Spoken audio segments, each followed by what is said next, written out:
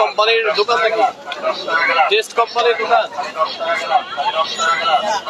এই কোম্পানির দোকান কোম্পানির নিজস্ব দোকান আপনার দোকান কিনে নিয়ে আসেন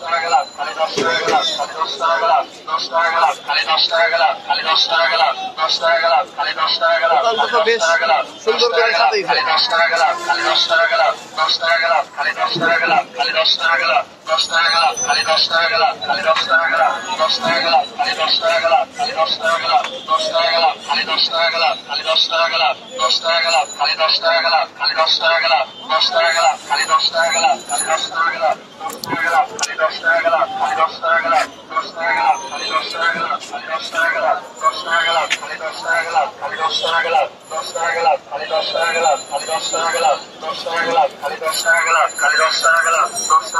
আপনি কতদিন ধরে এই ব্যবসায় আছেন?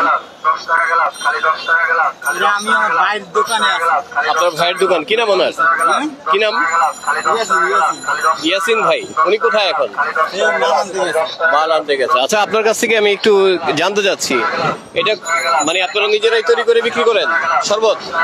আচ্ছা, একটা জিনিস দেখলাম অনেকক্ষণ ধরে, একটা জিনিস আপনার দোকানে পরিপাটি আছে, কিন্তু পাইপটা বারবার একই পাইপ আপনারা ব্যবহার করতেছেন কেন? এটা মানে পাইপ কি পাওয়া যায় না, না এমন কিছু?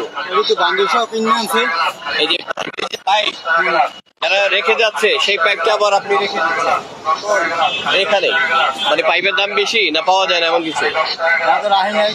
হ্যাঁ, রাখছেন। আচ্ছা, আরেকটা বিষয় হচ্ছে, বরফ কি আপনি ফ্রিজিং করেন না কিনে আনেন? সব বিষয় আমি জানি না, আমি নতুন কত টাকা বেতন আপনার?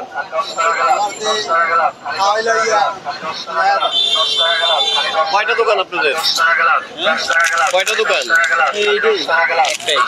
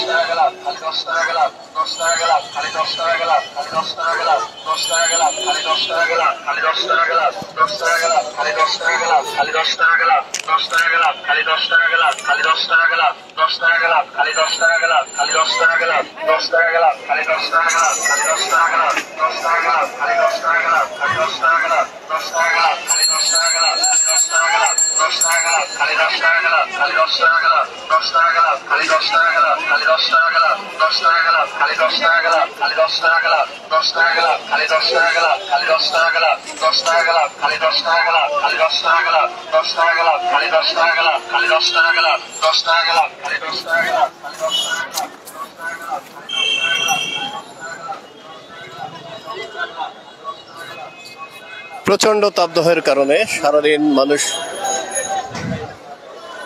পরিশ্রান্ত, মানসিক একটু স্বস্তির আশায় যখন এক গ্লাস শরবত পান করেন, তাৎক্ষণিকভাবে কিছুটা স্বস্তি মিললেও এই শরবতে রয়েছে বিভিন্ন ধরনের জীবাণু।